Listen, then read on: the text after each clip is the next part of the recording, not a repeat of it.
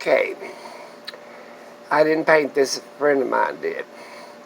If you can see the person's face laying on the mountain, you can see, let me pull my knees up so I can show you.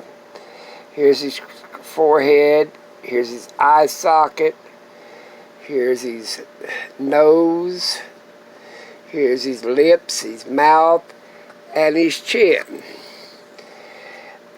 In a lot of paintings, people put faces in them, or objects, or whatever, and they want you to find them. This is pretty simple painting to find. I think I've showed you guys this once before. I believe it was Leonardo da Vinci, whoever painted the Mona Lisa, Michelangelo. No, Michelangelo painted the damn Mona Lisa. He put a spacecraft in the corner of it. There's all kinds of hidden stuff in paintings. Now you can plainly see the face. Okay. This is, Chris wants that one. But anyway, I've got some paintings on the wall. The kids are trying to pick out what they want. Let me get my finger up here. I can't get that. No, that's the wrong way. Okay. Okay. Let me go down just a little bit. You'll have to look over the names that they picked out. They wrote on paper their names. Okay, maybe I can get this a little closer. Yeah. Come on, you crazy thing. I have to wait. There's two faces in this painting up here at the top. Oh, I don't know. Okay, I've enlarged it all I can. Trying to hold it steady. Well, let me hold it down. I got a pointer here. Alright. There's one eye and there's the other eye. Can you see that one? Alright, then there is a eye there, a bridge of the nose, and the mouth in the second face. Got it? There's two faces in that painting. Alright, this one here, you just paint it in. Let me get this right. The first one I showed you, you just paint the painting and make the landscape what it is. Let me get it up. Now, in the second painting, what's done,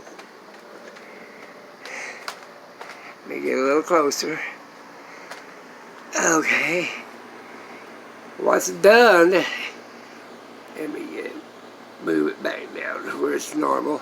You see the building. Maybe you might be able to see the outlines of her face since I showed you.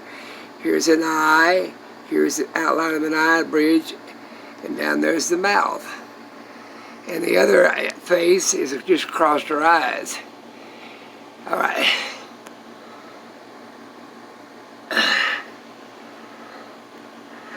Let me step back a little bit. Now you can see the two faces in there. There's one staring right at you, and then there's across her nose face. But as you get closer to look at it, the faces blur out and go away. Then you see a ladder on against the building. You don't see a face across there at all. As you look back here at the water tower and stuff like that, you don't see a face in it. You see the edge of the building. I gotta move back out here now to where you can see the two faces in it. You see the first big face, and then across the eyes to the little face. Now what that does is you paint a painting first of the two faces, and then you paint a landscape or whatever you want over it and obscure the two faces. My kids are picking out stuff that they want. I guess they think I'm gonna die. Some paintings and stuff that I've got laying around here. There's my three kids. Pencil drawing or whatever. But that's what they're doing. Whoop, let me get around here. You can see the faces clearly one shares the same eye as the other one. But anyway, that's what I did. You can do that very simple by painting the first painting, letting it dry, and then painting the second painting over the first painting. And then using the contour of, let's say, the eyelashes or whatever to makes the shutters and everything else. You can make the tumbleweeds or whatever across their face to obscure the nose and stuff. But that's what I've got the hiccup so bad. But that's what I'm talking about. And this pointer ain't the best one in the world. This is too bright. But you can see there's one face here, and then there's one big face here. Hopefully you guys can see it. Then there's always something in every one of my paintings, like that, the one over, where's that pointer at? There it is, that painter there.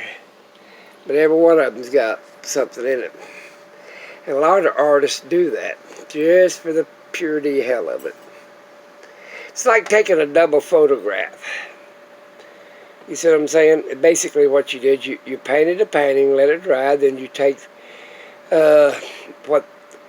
like her eyelashes, her hair, her chin, the cheekbones or whatever, and you put like a bush in there, a tree or whatever to make her hair, or clouds to make her hair, or the orange to make a bandana around her forehead with white hair. You see what I'm saying? I don't know where I can get it in closer. There we go. Now you see the two faces? There's two faces in that one that I doubled exposed over the other one. Use the same, which would be the right eye for the left eye of the smaller one just across her face, across her eyes. And then her nose, her mouth, her chin, so on and so forth. But you walk up to it, and it's a landscape of Alaska. Basically an old cabin with a ladder on it and so on and so forth. But that's it.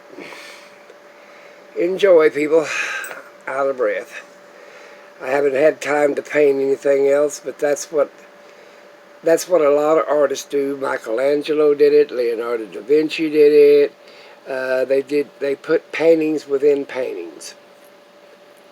And some of them are easy to spot, some of them are not.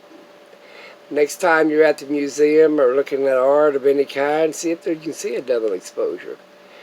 This one here has got two faces and then a landscape of cedar trees, and I can't hold the damn thing steady. I'm just holding my cell phone.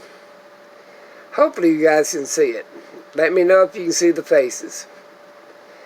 Alright, bye.